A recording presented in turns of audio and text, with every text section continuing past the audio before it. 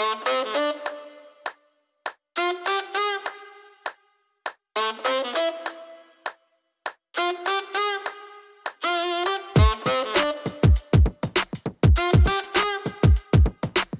mau menyapa dulu Mas Ya. Andika. Halo Mas Andika. Halo Mbak Alfa, selamat malam. Iya, Sugeng Dalu. selamat malam.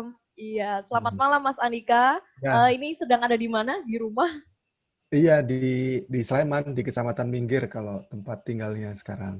Oke, ya. Mungkin Ya, teman-teman di sini baru pertama kali mendengar nih, ada yang bilang baru pertama kali mendengar tentang Agradaya. Dan untuk membantu teman-teman kenal dengan Agradaya lebih lagi, ya. kita sudah mempersiapkan sebuah video yang akan kami tayangkan sebagai video perkenalan Agradaya. Silahkan. Ya.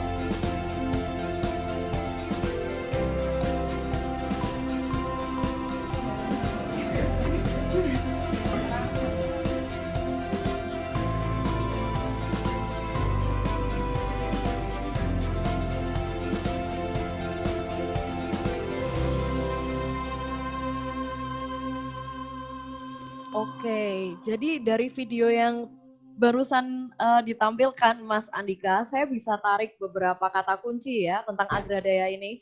Jadi Ya, tadi saya melihat ada ibu-ibu yang mengolah rempah-rempah. Yang ya, kedua, saya melihat ada kata sustainable di sana. betul. Terus yang ketiga ada agrikultur. Nah, mungkin bisa disampaikan dulu Mas Andika, teman-teman masih belum tahu mungkin Ya, Agradaya itu boleh. apa sih? Ya, kalau tadi sempat lihat ada tagline mungkin ya, ada tulisan Collaboration for Sustainable Agriculture. Jadi Agredaya adalah kami sebuah perusahaan yang lokasinya ada di pinggiran Jogja, ada di desa di Sleman yang berbatasan dengan Kulon Progo. Kami berfokus pada pengembangan sumber daya desa di sektor pertanian dan olahan pangan, khususnya di rempah biofarmaka atau dalam istilah Jawa disebut empon-empon. Saat ini kami telah bermitra dengan kelompok petani dan kelompok masyarakat di Jogja dan juga di Jawa Timur. Nah, jadi fokus kami adalah bekerja bersama petani untuk menghasilkan produk-produk dari bahan rempah-rempah asli dari Jogja dan Jawa Timur. Itu Mbak Alfa. Oke, wah luar biasa sekali ya. Jadi kalau hari ini temanya tentang sustainable branding, kita Ya, punya pembicara yang memang mengembangkan sesuatu yang memang sustainable, bukan hanya dari sisi brand, tetapi juga dari sisi pengembangan masyarakatnya ya, Mas ya. ya, ya, Oke, betul, nanti betul. kita akan bahas lagi Mas soal Agradaya, tapi sebelumnya saya akan memperkenalkan pembicara kita yang kedua, yaitu kita sudah berjumpa dengan Mbak Sarah Mandagi yang merupakan Indonesia Country Representative of KR Asia. Ada teman-teman yang mungkin sudah pernah mendengar KR Asia atau ada yang baru pertama kali mendengar? Oke, jadi mungkin baru pertama kali dengar juga nih Mbak Pertama. teman-teman di sini. Nah, mungkin Oke. bisa dibantu untuk memperkenalkan apa sih Mbak KR Asia gitu. Oke, pertama-tama selamat malam Mbak Alfa, Mas Andika, dan juga teman-teman yang agak hoster semuanya. Well, senang banget bisa ada di sini. Dan karena banyak yang belum mengenal KR Asia, maka memang benar baiknya saya memperkenalkan dulu KR Asia itu apa. KR Asia adalah regional company, media company yang memang fokus kami meng-highlight teknologi. Maksudnya ya startup ekosistem teknologi seperti itu. Cuman mungkin pembedanya di bagian regionnya aja. Jadi kami ada fokusnya di Southeast Asia, Southeast Asia, maksudnya di ASEAN. Terus di Indonesia kami baru sekitar 2 tahun, 1,5 tahunan. Tapi sebenarnya kami itu powered by 36KR di Cina. Jadi 10 tahun yang lalu sudah ada di Cina, tapi kemudian dengan bertumbuhnya dunia startup, dunia teknologi, inovasi-inovasi, akhirnya dibawalah berita-berita itu dalam bahasa Inggris juga mengangkat tentang highlight di Southeast Asia kan lagi rame banget ya, banyak banget pertumbuhan-pertumbuhan startup, investment dan sebagainya. Seperti itu kurang lebihnya. Bisa dilihat di gambar kami ada di Hong Kong, India, Vietnam, Malaysia, Singapura dan Indonesia. Jadi sebenarnya saya sendiri senang ada KR Asia di sini sehingga kita bisa membawa banyak berita Indonesia keluar juga. Oke, ya jadi kalau kita bicara soal sustainable branding, kalau tadi dari sisi Mas Andika itu menekankan bagaimana sebuah brand yang dibangun oleh Mas Andika yaitu Agradaya Ya, memberikan dampak yang sustainable untuk masyarakat. Dan sekarang kita punya pembicara yang kedua ini adalah bisa dibilang dari instansi media begitu ya, yang Ya, merupakan salah satu tools untuk membuat sebuah brand itu tahan lama begitu atau sustainable. Betul ya Mbak Sarah ya? Oke, betul. dan sekarang saya mau ke Mas Andika dulu nih. Kalau ya. kita bicara soal sustainable branding ya, tadi saya sempat itu Mas searching-searching gitu ya di Mhm, Wikipedia, di Google lah. Apa sih sebenarnya makna sustainable branding ini? Jadi yang saya dapatkan itu mhm. sustainable branding itu adalah sebuah proses untuk menciptakan dan juga menjaga identitas sebuah produk, layanan atau bisnis gitu ya, yang punya value tambahan untuk kepentingan lingkungan dan juga social benefits seperti itu. Nah, saya pengen tahu nih Mas, sebetulnya gimana sih Agradaya ini membangun sebuah bisnis modelnya? Apakah dengan memberdayakan orang-orang di desa atau seperti apa Mas bisnis model dari Agradaya ini? Baik, oke, Pak Alfa. Jadi sebetulnya ketika di awal kami memilih pilihan kata sustainable atau dalam bahasa Indonesia berarti berkelanjutan, itu awalnya tidak menjurus langsung terhadap kegiatan atau aktivitas marketing. Jadi di awal kami memang menerapkan praktek pertanian yang alami, ramah lingkungan, kemudian kami mengedukasi tentang pengolahan pasca panen dengan menggunakan teknologi tepat guna terbarukan namanya rumah surya. Jadi ketika di awal saya dan jadi sebetulnya di Agreda itu yang menjadi founder adalah saya bersama dengan istri. Jadi kami berdua sekitar tahun 2014 kami memilih pindah ke satu desa di Jogja di sini di Desa Sendangrejo di Kecamatan Minggir. Nah, kami berdua punya sebuah keinginan untuk bisa menginisiasi sebuah kegiatan bersama dengan masyarakat dengan melihat potensi yang ada di daerah sini. Dan potensi yang ada di Yogyakarta, terutama Yogyakarta area barat, khususnya di perbukitan Menoreh, itu ada banyak sekali potensi berupa rempah-rempah. Nah, namun dengan banyaknya potensi rempah tersebut ternyata belum berbanding lurus dengan kesejahteraan petaninya. Jadi petani di sana itu sebagian besar masih menjualnya dalam bentuk yang mentah utuh. Jadi kayak kunyit harga pas tahun itu cuma Rp1.000, temulawak bahkan 500. Jadi secara pengetahuan mereka belum memiliki akses terhadap pengolahan teknologi pasca panen. Jadi jualnya masih mentah. Nah, dari situ kami melihat bahwa sebetulnya kami punya upaya, punya pengetahuan untuk bisa ditransfer kepada masyarakat, untuk bisa menghasilkan produk dengan nilai produk yang baik di situ. Dan kami melihat bahwa sebetulnya orang yang ada di desa, mereka sudah menggunakan rempah-rempah ya kayak jahe, kunyit, temulawak, bengle, cengkeh, banyak sekali itu dalam kehidupan sehari-hari mereka. Dan mereka sangat sehat menggunakan itu. Jadi jamu sudah jadi tradisi mereka sehari-hari. Nah, kita lihat kebaikan tersebut, kebaikan rempah ini bisa nih untuk bisa dikonsumsi oleh mengemas sebuah produk yang memiliki kualitas yang baik dengan standar dari BPOM, kemudian halal segala macam. Nah, jadi kami melihat bahwa sebetulnya proses dari hulu dan hilir ini saling berkesinambungan. Nah,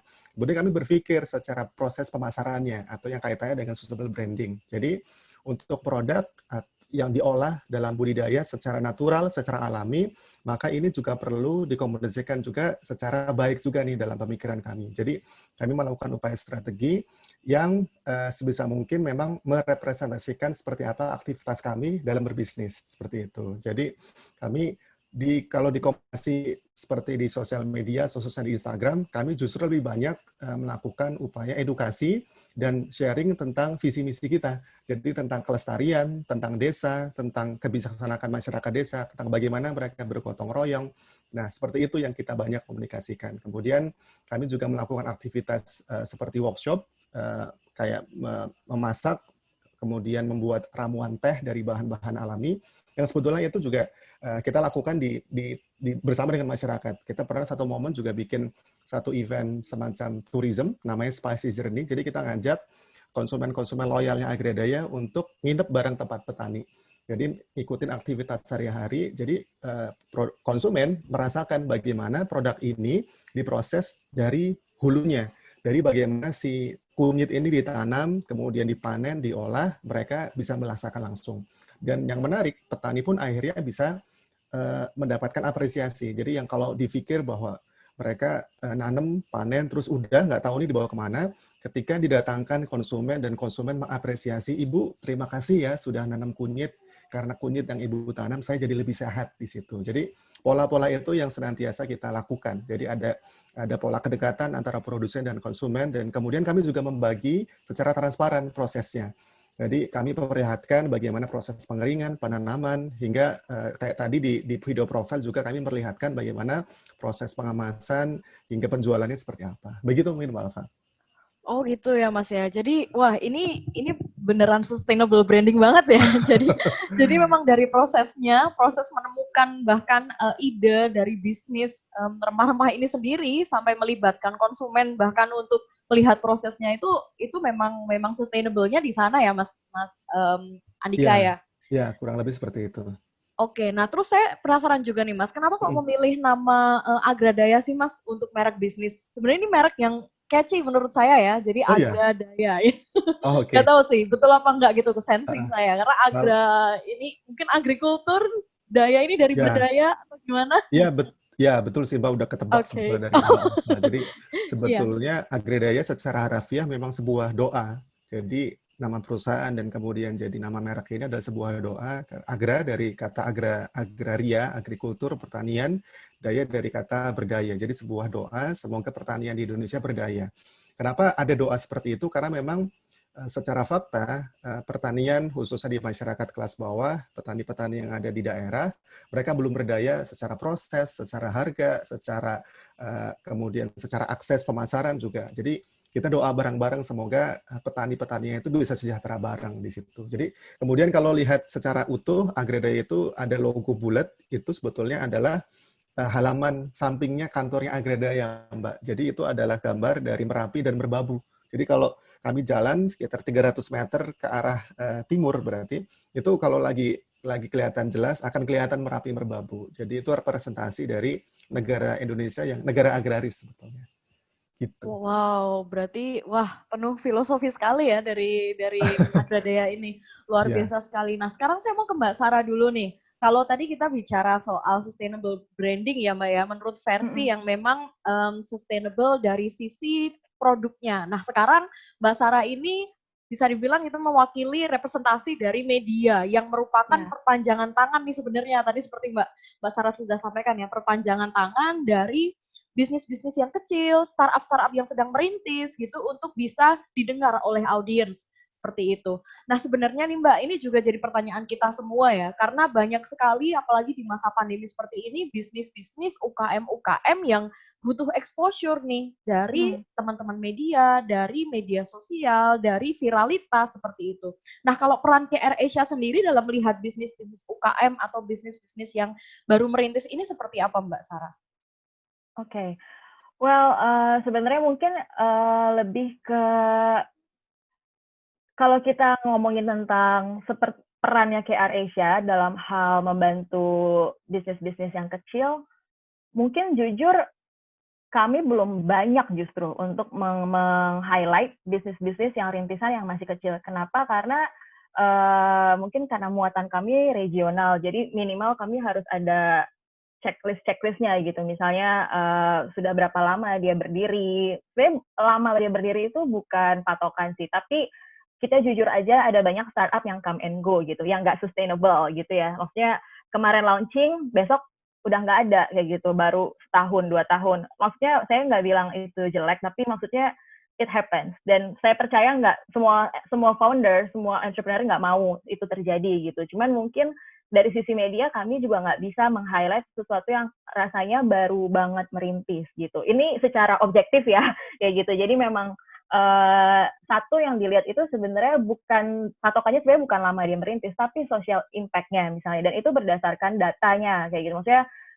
iya kami membantu pekerja lokal misalnya seperti ini. Oke, mungkin bisa disebutkan faktanya misalnya di mananya, di desa mana, terus berapa banyak yang terbantu seperti itu kayak gitu. Jadi tapi kami percaya sih maksudnya kami kemarin tuh banyak juga kerjasama kayak misalnya sama e-commerce yang membantu UKM seperti itu. Jadi mungkin kami nggak bisa langsung menyentuh startup yang kecil, tapi kami bisa juga mencari informasi dari partner-partner yang lain kayak gitu ya, mungkin sudah lebih besar, mungkin bisa merefer ke kami yang mana sih yang memang sudah membuktikan bahwa produk mereka tuh jalannya udah lama dan baik gitu, maksudnya konsisten kayak gitu.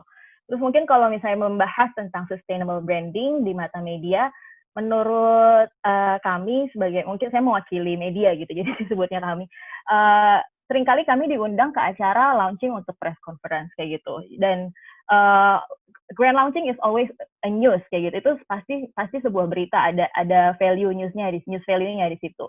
Namun balik lagi yang lebih bermakna buat kami dari media adalah impact yang ingin kami liput seperti itu. Jadi social impact-nya atau mungkin bisnis modelnya seperti Mas Andika di Agradaya kan bisnis modelnya itu menggunakan teknologi yang ramah lingkungan seperti itu misalnya. Jadi mungkin nanti kita bisa ngobrolin lebih lanjut lebih ke how-nya kayak gitu ya, untuk membuat cerita-cerita yang membantu sebuah brand untuk bisa sustainable. Tapi intinya jangan hanya fokus di launching, tapi fokus juga kepada kedepannya ini gimana. Maksudnya nggak akan ada orang yang tahu sih kedepannya bisnis itu kayak apa kayak gitu. Tapi setidaknya kita bisa lihat dari bisnis modelnya, dari bagaimana mereka kan ada SDG, mungkin minimal 3 dari sekian 17 SDG bisa dilakukan. Maksudnya ethical business, I think it's good enough to show that you are a good company, ethical company yang juga layak untuk diliput seperti itu. Oke, jadi itu notes ya teman-teman, apalagi untuk para peserta di sini yang mungkin bergabung dan menginginkan gitu ya, karena siapa yang nggak mau diliput sama media gitu pasti ya. Jadi coba lihat kembali produk teman-teman, apakah sudah memberikan dampak untuk lingkungan, untuk sosial. Nah, itu yang dipentingkan juga di dalam membangun sebuah bisnis yang last longer atau yang sustainable. Nah, dari tadi kita bicara soal social impact nih, dan saya mau kembali lagi nih ke Mas Andika dulu ya, sebelum ke Mbak Sarah. Jadi, gini Mas, seringkali bisnis yang berangkat dari niat mulia gitu ya, atau sociopreneur, itu saya melihatnya itu banyak terjebak dalam kontradiksi gitu ya, antara mencari keuntungan dan memberikan dampak sosial nih. Karena mungkin banyak mindset masyarakat yang masih seperti ini. Nanti kalau aku ngasih social impact, nanti gimana bisnisku gitu? Jangan-jangan aku nggak dapat keuntungan. Nah ini kalau kita bicara soal bisnis ya Mas. Nah sebetulnya bagaimana posisi Agradaya melihat hal ini gitu? Dan sedangkan ini kan menjadikan challenge juga untuk membangun sebuah branding yang sustainable dan tapi tetap menguntungkan gitu untuk Agradaya sendiri sebagai sebuah bisnis. Nah itu bagaimana Mas Andika? Silakan. Ya, sebetulnya terkait sosial, pada akhirnya sebetulnya saya merasa seharusnya dalam setiap aktivitas bisnis itu, mau itu social enterprise atau tidak, sebetulnya itu harus memperhatikan faktor yang lebih holistik. Jadi, apakah bisnis yang kita jalankan atau kita dirikan itu punya pengaruh buruk ke sekitar atau tidak? Apakah punya pengaruh buruk ke lingkungan, ke sesama manusia, atau aktivitas sosial activity yang lain? Nah, kebetulan ada social bisnis yang tadi Alfa sampaikan, wah ini gimana sih mau bisnis atau mau sosial. Tapi kalau di study case-nya Agredaya, kami merasa perlu untuk menggandeng masyarakat karena di kami, untuk bisa menghasilkan sebuah produk rempah yang berkualitas, kami punya dan kami penting untuk melakukan proses ketelusuran atau traceability. Jadi satu rempah, misalnya kunyit, jahe, ini bisa bagus kualitasnya, mirip kayak kopi lah. Kayak kopi itu kan untuk bisa jadi specialty, itu kan dari mulai petik merah, kemudian proses fermentasi, nah itu mirip prosesnya kayak di rempah-rempah juga. Jadi kami perlu tahu nih, sumbernya dari mana, ditanam dengan cara apa, ditanam oleh siapa, bahkan kemudian dengan cara apa, dan prosesnya kayak apa. Nah, itu kami memastikan dengan produk yang bagus, ada proses di hulunya yang memang panjang dan memang detail seperti itu. Jadi di sini kalau menggambarkan bisnis itu adalah seperti sebuah kendaraan di mana kita punya visi atau tujuan, naik mobil itu kan punya kendaraan ya. Jadi bahan bakar kita itu, visinya itu adalah sosial, tapi bahan bakar adalah profit. Kendaraan atau bisnis ini nggak bisa jalan ya kalau nggak ada profitnya, nggak ada untungnya. Jadi sama aja bohong kalau misalnya ngomongin sosial bisnis tapi nggak bisa menghasilkan untung atau menghasilkan cuan. Jadi sama-sama seimbang sih kalau di kami, ketika masyarakat bisa tersejahterakan atau terberdayakan, maka otomatis secara produk dan secara kami juga lebih berkelanjutan gitu, Mbak. Gitu. Oke, jadi memang tetap harus melibatkan masyarakat juga ya Mas ya untuk membuat Ya, sebuah bisnis yang berkelanjutan seperti itu. Nah sekarang saya mau ke Mbak Sarah gantian deh seperti itu. Nah Ya. kalau ini sekarang kita bicara soal mungkin kanal-kanal untuk membuat bisnis atau sebuah UKM startup katakanlah itu menjadi sustainable tapi dari sisi pemberitaan di luar begitu Mbak. Karena sekarang kita masuk ke topik di mana ini pandemi. Banyak orang-orang memanfaatkan media sosial seperti itu. Dan sekarang media sosial itu macam-macam kan Mbak ya, ada Twitter, Instagram di mana orang-orang di situ mencari berita apapun itu di situ. Nah, kalau KR Asia sendiri melihat peran serta dari media sosial ini seperti apa Mbak? Jangan-jangan apa ya, kita sekarang banyak mendengar kan ya, media sudah mulai tergusur dengan media sosial gitu, media konvensional sudah mulai ditinggalkan masyarakat. Nah, kalau untuk membangun sustainable branding nih Mbak, itu masih perlu nggak sih Mbak sebetulnya peran media ini? Oke. Menurut saya mengenai sosial media itu teman kok. Maksudnya ini era kolaborasi ya, kita nggak bisa hanya mengandalkan media seperti KR Asia, media institusi. Kita juga nggak bisa hanya mengandalkan sosial media aja. Kenapa? Karena objektif dari communication campaign itu kan beda-beda ya Mbak Alfa.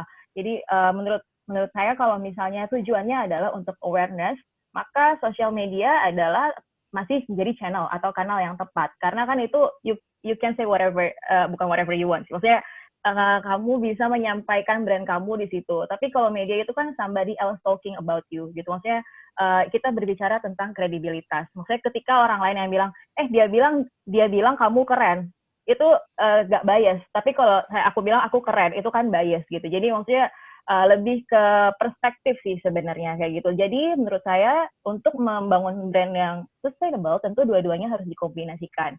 Balik lagi tujuan objektif dari kampanye apa? Maksudnya untuk yang short term atau campaign tertentu menurut saya sosial media masih menjadi yang tepat. Bahkan menggunakan influencers pun tidak salah kayak gitu. Maksudnya asalkan tepat dan dilihat benar-benar profilnya gitu ya. Tapi untuk media itu bisa dijadikan yang objektifnya untuk misalnya ya, kredibilitas tentunya. Maksudnya menceritakan tentang founder profile. Kenapa itu penting? Karena itu akan berkelanjutan ketika misalnya dia mencari investor. Mereka nggak mungkin nyari di sosial medianya si perusahaan ini tuh udah sejauh mana gitu, atau visi misi dari foundernya apa kayak gitu. Nggak mungkin mereka hanya melihat dari sosial medianya aja, tapi mereka akan melihat dari pemberitaan yang official atau yang formal gitu. Jadi mungkin lebih ke objektifnya Mbak. Jadi saya cuma mau nyampein kalau yang di media official atau institusi seperti KR Asia, tentu tujuannya untuk long term goal. Juga nanti ketika misalnya ada krisis atau ya itu baik untuk manajemen krisis gitu, karena bisa dilihat track recordnya di situ gimana, dan kalau misalnya ada pemberitaan yang kurang tepat atau nggak bagus misalnya, itu juga kita bisa meng-counter dengan menggunakan media yang seperti yang sudah ada kredibilitasnya. Seperti itu. Jelas nggak ya kira-kira? Jelas banget Mbak. Jadi itu Okay. pentingnya kita tetap nampang, tetap memanfaatkan mungkin ya, memanfaatkan dari sisi media itu adalah salah satunya untuk membangun kredibilitas ya. Jadi Betul. Mungkin ada nggak sih Mbak sebetulnya news value yang harus dimiliki oleh teman-teman terutama yang sedang merintis bisnis nih agar dilirik oleh teman-teman media? Itu kira-kira apa nih Mbak yang harus punya sama teman-teman? Mungkin kalau Agradaya ya, saya kasih contoh Agradaya dulu ya. Kalau Agradaya, wah ini bisnisnya udah unik banget gitu, memanfaatkan lingkungan, sustainable, rempah-rempah gitu kan. Nah, tapi banyak juga di antara teman-teman di sini mungkin yang, Mbak, bisnisku biasa aja nih gitu. Bisnisku cuma jualan aja nih, fokusnya di produksi. Nah, itu tetap, tapi masih pengen nih dapat exposure dari media. Nah, itu ada news value yang harus dimiliki nggak sih, Mbak, untuk teman-teman bisnis ini atau UKM ini? Oke. Menurutku tergantung media yang di-approach. Jadi, gini, ketika kita mau masuk pemberitaan kanal media, kita lihat juga mengukur maksudnya perusahaan kita dan juga media tersebut. Kan ada media yang lokal yang memang di daerah, ada yang nasional skalanya, ada juga yang regional kayak gitu. Jadi mungkin bisa mengukur perusahaan sendirinya, tapi cara untuk dekat dengan media menurutku itu satu dan selamanya tetap sama adalah personal approach. Jadi kalau tak kenal maka tak sayang. Jangan ragu untuk say hi, jangan ragu untuk bertanya, karena dari situ kita bisa menjalin hubungan, dan maksudnya menjalin hubungan profesional gitu. Jadi maksudnya kita jadi tahu gitu kan, maksudnya si Mbak Sarah ini kerja di KR Asia, mungkin besok kerja di media yang nasional, bisa jadi yang ini. Jadi contact network itu sangat penting. Jadi pertama dan nggak akan pernah basi sampai kapanpun, pastinya harus punya kontaknya, maksudnya personal approach yang baik. Juga jangan datang-datang ketika ngirim invitation aja untuk launching, untuk promo kayak gitu-gitu. Tapi datanglah dengan insight. Nah, ini aku mungkin cerita sedikit tadi case ya. Jadi mostly kami tuh jarang datang di grand launching. Kenapa? Karena kita belum tahu itu sejauh mana mereka akan bertahan kayak gitu. Tapi kami sangat suka ketika kami dapat industry trend atau market analysis kayak gitu-gitu. Jadi sebagai brand, sebagai organisasi, sebagai perusahaan, kalian juga bisa membuat report-report seperti itu. Contohnya salah satu e-wallet di Indonesia, nggak perlu saya sebutkan mungkin ya nama brandnya, tapi mereka waktu itu nggak launching, nggak ada apa-apa, tapi mereka share ke kita penggunaan e-wallet ketika masa puasa. Ketika masa puasa. Jadi kan mereka punya data dong dari consumernya, and then they share it with us. Terus jadinya ketahuan, kebanyakan memang digunakan untuk food and beverage misalnya, juga untuk shopping di e-commerce yang lainnya kayak gitu-gitu. Sehingga dari situ kami bisa membuat kayak report, analisis seperti itu yang bisa dipakai untuk publik juga gitu. Jadi mungkin gini sih cara ngukurnya, apakah informasi yang saya akan memberikan kepada media ini bisa menjadi informasi yang berguna untuk publik, seperti itu kurang lebih. Oke, ini insight yang bagus banget ya, terutama untuk teman-teman yang mungkin mencari-cari celah gitu ya, mencari-cari celah untuk bisa diliput sama teman-teman media. Ayo kenali dulu siapa yang akan di-approach ya teman-teman. Ya pastikan memiliki news value sesuai dengan media yang di-approach oleh teman-teman. Nah, sekarang saya mau kembali lagi ke Mas Andika. tadi kita ngomongin soal kanal digital nih Mas, dan sedangkan kalau Agradaya ini saya lihat memang menggabungkan Ya. effort branding antara offline dan juga online. Nah ini porsinya sebetulnya besar yang mana sih Mas, dan bagaimana nih ngebaginya nih Mas untuk menjaga branding yang secara offline nih in touch sama customer, sama konsumen, dan juga tetap punya katakanlah kanal online yang juga maksimal gitu. Karena saya lihat di Instagram followernya lumayan nih, Agradaya. Nah Ya. itu tipsnya gimana Mas? Tapi belum sebanyak Niaga Hoster followersnya. Waduh, ya habis ini naik ya followernya Agradaya ya Mas ya. Semoga. Oke. Sebetulnya aktivitas pembagiannya tergantung kondisi sih. Kalau kayak sekarang lagi pandemi, tentu akhirnya 100% aktivitasnya mau nggak mau switch ke online kan. Namun kalau boleh bicara yang aktivitas katakanlah yang normal, nggak pernah yang benar-benar bikin perhitungan berapa persen komparasinya, tapi selalu selaras gitu sih. Jadi yang menjadi patokan justru aktivitas offline-nya yang kemudian dibikin konten, bisa dalam bentuk Instagram atau YouTube atau share di, kita punya kayak close group WhatsApp untuk konsumen kita, nah atau ke situ. Tapi yang jadi patokan itu aktivitas offline. Nah, untungnya di kami itu aktivitas lumayan banyak dan rame, dari mulai yang di lahan, kita ada tim bagian community development yang hampir tiap hari ketemu sama petani. Itu aktivitas dia dari berangkat dari kantor ke tempat petani, aktivitas dia ikut ke ladang, atau mungkin bahkan dijamu dulu, ngeteh dulu sama petani, kemudian sampai lihat tanamannya ada kendala, kemudian di pengolahan di bagian hulu, di proses pengeringan di solar dryer house atau rumah surya ada apa, sampai di sini.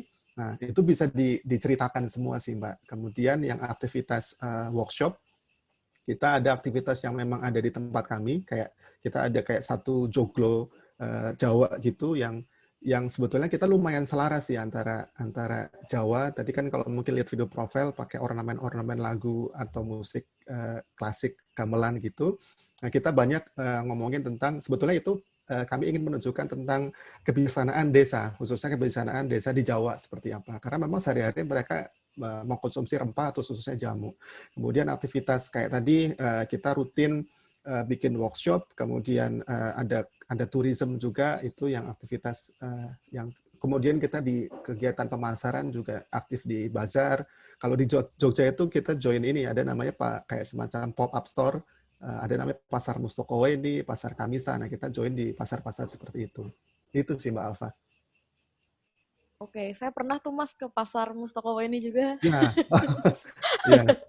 Iya, nyenengin banget ya. Jadi masih ya Mas ya, berarti untuk menyeimbangkannya adalah mengolah kegiatan-kegiatan yang sifatnya offline itu dibuat konten seperti itu untuk masuk ke kanal digital seperti itu. Ya, betul, betul. Nah, sekarang mungkin itu deh Mas, saya mau nanya juga ke Mas Andika gitu ya.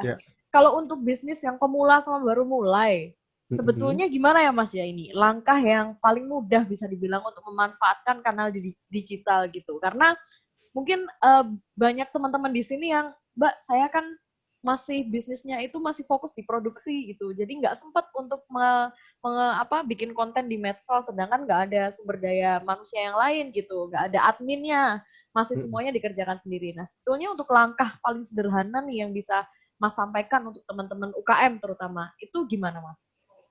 Ya, sebetulnya aktivitas sosial media itu tergantung kita pakai apa. Jadi kalau yang paling banyak kita gunakan itu kan di Instagram dan juga social messenger di WhatsApp.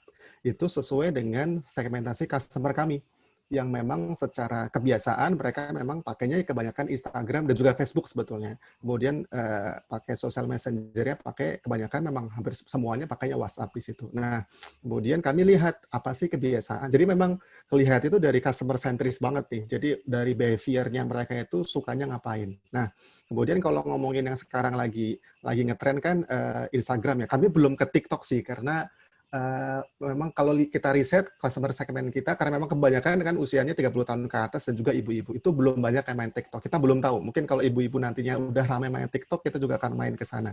Tapi kalau yang Instagram, nah saya mengaca dari saya sendiri yang kalau main Instagram itu sukanya ngapain sih. Nah, kalau di kami ngelihatnya, kalau dari saya, itu orang Instagram itu datang untuk melihat ini, yang sifatnya itu bisa cuci mata, atau wisata mata dalam tanda kutip, melihat yang bagus-bagus, yang hijau-hijau, yang seger-seger, kemudian cari edukasi di situ. Nah, kemudian kami akhirnya menggunakan faktor Instagram itu justru hampir malah 90% itu isinya tentang cerita dan juga gambar-gambar yang kaitannya dengan desa, pertanian, dan yang sifatnya lestari gitu, yang seger-seger di situ. Jadi kuncinya ke situ sih. Jadi kami justru kebanyakan sifatnya itu sharing-sharing dahulu, selling-selling kemudian istilahnya. Jadi untuk bisa dalam tanda kutip ini kan kayak dibilang sosial media itu kalau orang ngomong satu-satu kan udah berisik banget ya. Semuanya berisiknya kayak apa sih yang bisa didengar, yang bisa bercerita dengan bagus atau punya storytelling yang kuat di situ. Jadi kita mengupayakan bercerita seperti itu. Malah justru ketika saya pikir pengusaha yang baru mulai atau bahkan ngerintis dari awal itu adalah masa-masa yang bagus untuk diceritakan sebetulnya. Tapi jangan menjadi sebuah tekanan ketika yang likes atau yang komen itu masih sedikit, nggak masalah. Itu lama-lama ketika kita konsisten, nanti lama-lama juga akan growing sendiri seperti itu. Nanti baru tambahan yang lain bisa ngajak mungkin influencer atau apa. Tapi kita juga nggak pakai influencer sama sekali sebetulnya. Karena kami lumayan agak sulit untuk mencari influencer yang betul-betul lumayan selaras dengan kita. Karena kalau kayaknya pas itu lihat satu sosok, wah, tapi kok lama-lama enggak gitu. Maka akhirnya kita ya udah lewat platform kami sendiri di situ. Oke, wah keren banget ya. Jadi tadi tuh story dahulu, selling kemudian. Apa tadi? Quotes-nya bagus Sharing-sharing banget. dahulu. Oh, oke. Sharing-sharing dahulu, selling-selling kemudian ya. Oke, jadi dari Mas Andika nih, iya keren banget loh. Jadi sebetulnya dari Mas Andika nih kita bisa belajar satu hal bahwa memang branding yang kuat mungkin ya di kanal digital adalah sebuah brand yang memang di storytelling kan, yang di-sharingkan ke orang-orang gitu. Itu menarik sekali dan saya sekarang mau balik ke Mbak Sarah ya, karena tadi Mas Andika membahas soal storytelling, membahas soal konsistensi dalam membangun brand dan sedangkan seperti tadi Mbak Sarah sampaikan ya bahwa untuk bisnis pemula itu kan masih masa-masanya riset, masih mungkin untuk pindah haluan, pindah model bisnis dan lain sebagainya dan sebetulnya konsistensinya juga sedang di-challenge nih untuk bisnis-bisnis pemula ini. Nah, sebetulnya kapan sih Mbak waktu yang tepat untuk sebuah bisnis itu approach ke teman-teman media massa nih, supaya pesan yang disampaikan itu tetap bisa konsisten dan kesannya nggak berubah-ubah gitu. Nah, itu gimana Mbak Sarah? Oke. Pertama mungkin balik lagi ke kontennya apa yang mau disampaikan. Maksudnya waktu selalu ada momentum. Misalnya ketika masa menjelang hari raya, pasti ada aja yang bisa dibuat kan, seperti itu. Tapi balik lagi kontennya itu apa. Nah mungkin tadi Mas Andika sebenarnya udah melakukan langkah yang benar menurutku, karena dia menceritakan mengenai bagaimana dia memulai bisnis ini, perusahaan ini, seperti itu. Itu namanya founder story gitu kan. Jadi kenapa? Karena itu kan nggak akan pernah berubah. Itu konsisten, itu hal yang meskipun nanti bisnisnya pun tutup, tapi bagaimana bagaimana Mas Andika memulai, terus abis itu visi dan misinya itu kan tetap sama gitu, meskipun nanti ada berubah haluan atau gimana, itu namanya update sih, lebih update seperti itu. Jadi mungkin di sini yang aku tekankan, jangan fokus di kapan waktu yang tepat, tapi pikirkan konten apa yang sesuai dengan media apa. Mungkin kalau tadi aku udah menyebutkan bisa dilihat dari regionnya, bisa juga dilihat dari tipe medianya. Misalnya ada kan media-media seperti, let's say misalnya Kompas, dia juga ada tuh berita-berita mengenai bisnis-bisnis di daerah seperti itu. Kalau KR Asia sendiri, kami punya startup stories, di mana memang ada startup yang belum besar yang kami highlight juga seperti itu. Terus mungkin bisa dilihat di kategori-kategori di, misalnya dia online media, berarti di tab-tabnya itu ya, kayak gitu. Jadi memang harus research sih Mbak, maksudnya konten kayak ini, untuk media ini cocoknya yang mana, kayak gitu. Mungkin kalau di-blast semuanya jadi sama, ya bisa jadi ya konten perusahaan Anda tidak sesuai dengan yang emang kami angkat, seperti itu. Jadi kuncinya adalah bukan di kapan, tapi understand the content dan how to channel it to the relevant media, seperti itu. Wah, menarik banget ya. Jadi saya cuma keinget quote saja nih, content is king ya. Jadi still ya Mbak ya. Yeah. Konten masih Betul, jadi rajanya never gitu. Change. Never change. Betul, masih sama ya. Oke. Dan ini karena kita ini sesi terakhir nih Mas Mbak ya. Jadi Mbak Oh, Sarah dan juga Mas Andika, ini sesi terakhir di acara Brand Marketing Con Benia Gossip di hari pertama. Nah, saya mau minta closing statement khusus dari Mbak dan Mas ini. Pertama-tama mungkin bisa dari Mbak Sarah terlebih dahulu. Bisa dong Mbak dikasih closing statement, terutama untuk teman-teman UKM yang barusan merintis bisnis dan ingin mendapatkan exposure dari teman-teman media. Tips singkatnya, closing statement-nya silahkan dari Mbak Sarah. Singkat aja mungkin coba saya tulisnya pakai bahasa Inggris tapi nanti saya coba bahasa Indonesia kan ya.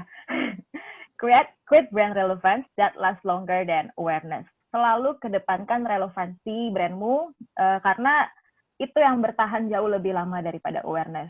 Awareness baik tentunya, tapi untuk long term selalu berusaha untuk ini yang aku ceritain ke publik ini relevan nggak ya untuk mereka? Ada hubungannya nggak ya sama mereka? Maksudnya relevan kan itu artinya, maksudnya berkaitan gitu. Jadi ketika mau menghadirkan story atau konten di Instagram dimanapun juga di media, selalu berpikir untuk si penerimanya, apakah ini bermanfaat buat mereka? Apakah ini relevan untuk mereka? Apakah ada manfaatnya? Intinya seperti itu. Jadi selalu relevansi sih, selalu kedepankan story karena story tells much more than just awareness, seperti itu kurang lebih. Oke, untuk membuat sebuah brand yang tahan lama, kedepankan relevansi ya teman-teman, terutama untuk teman-teman bisnis yang baru saja merintis. Nah, sekarang closing statement dari Mas Andika dong, mungkin closing remarks atau closing statement tentang harapan atau pesan untuk teman-teman di sini yang sedang menjalani bisnis atau ingin membuat bisnis dengan konsep yang sustainable. Boleh dong Mas Andika? iya.